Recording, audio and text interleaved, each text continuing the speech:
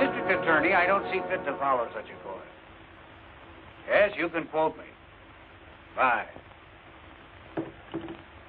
This thing's a coroner's report. Max von Borg, bullet wound in head. Why are you showing it to me? Just listen to this. Has anybody invited you to join the Crusaders? These invidious invitations are handed out by a new group of local hate Mr. Randolph's here for his appointment. Morons who scream race Oh, and prejudice. Mr. Walker, Mrs. Hartley wants you to call her when you're free.